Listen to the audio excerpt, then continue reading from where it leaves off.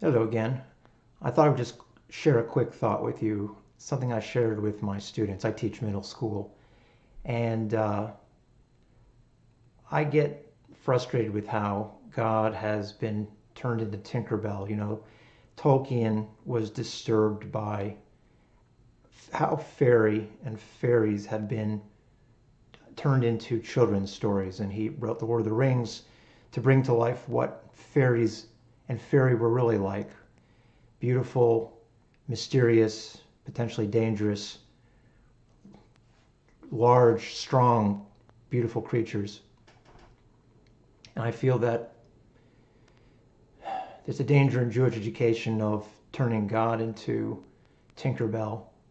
So I want to share with them a thought about God. I've talked to them about God in the past, and I've been influenced by Iain McGilchrist, and I've tried to share some of his ideas with them. If you're not familiar with McGilchrist and his book, The Master and His Emissary, it's a book about the right and left brain and the specialization of the right and left brain, why we have a split brain.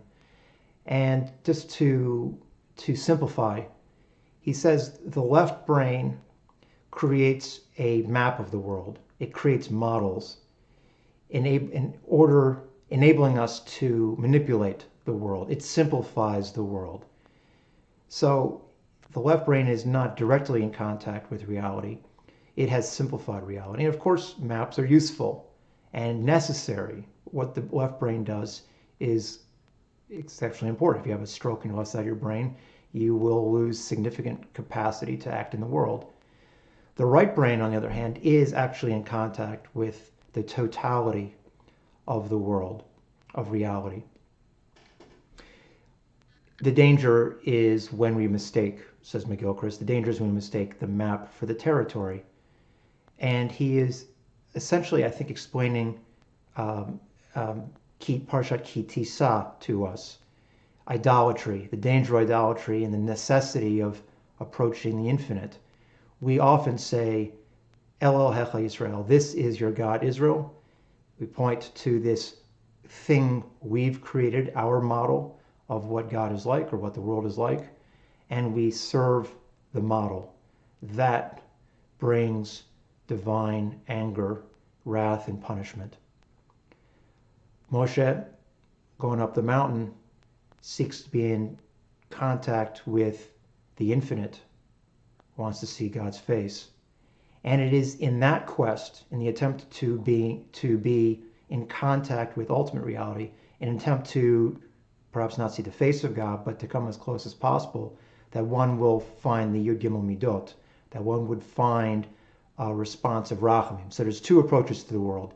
The left brain approach, worship of our own models, that brings deen, punishment, klala, curse, misfortune. And then there is an attitude towards the world in which one attempts to come in contact with the infinite, which brings bracha. They've heard me speak of this, some version of that before. And I just wanted to try and give a real life example of what that means, to the danger of sticking to the model and not going beyond the model and trying to be in contact with the totality of the transcendent reality of the world. So one thing that's bothered me recently is the strange. I'm talking to you right now in May 2020, middle of the COVID crisis, and how odd it is in American politics today that there are two bubbles and two pictures of the American political scene so diametrically opposed, not in conversation, so different. How can these two perspectives coexist? We'll call it Obama world and Trump world. Call it the mainstream media and the Fox News vision of reality, Democrat, Republican. People live in very different worlds and see the political actors in a very different lens.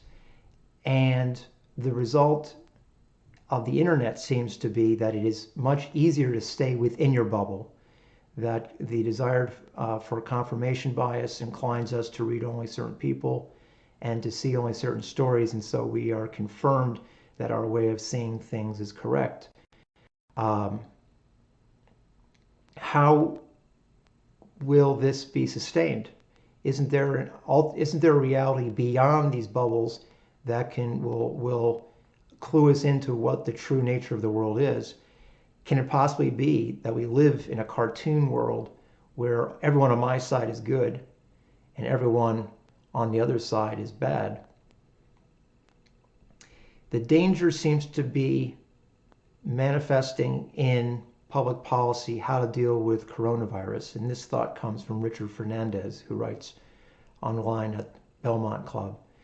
And he says that the danger of politicalization is that we will not form a proper public policy, a proper response to coronavirus. The virus requires us to be nimble, to adjust what we are doing as new information comes in, and there's constantly new information coming in. But with the politicalization of everything and the politicalization of discussion and dispute over what to do about coronavirus, we get locked in.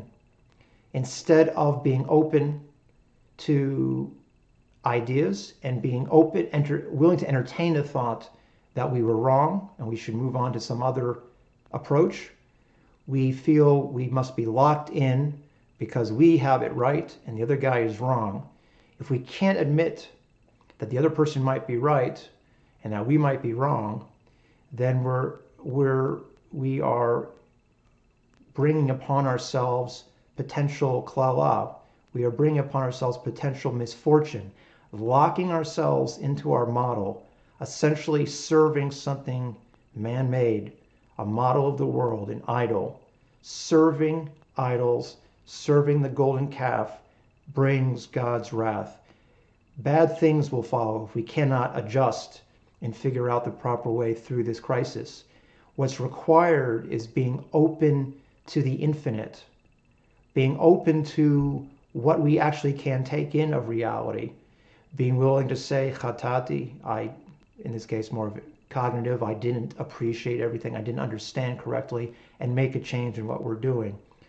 So I think our current situation is just one illustration of what is meant by being in service of God, being willing to be open to the infinite, not serving man-made models, not mistaking the map for the territory, being open to the infinite and desiring to take in what can from the infinite. If one takes that approach, then there is bracha. There's the possibility of bracha. Anyway, thank you for listening. I hope that this has been a helpful illustration of what is the danger of idolatry and why it is so important to reach out towards the infinite. Thank you for watching.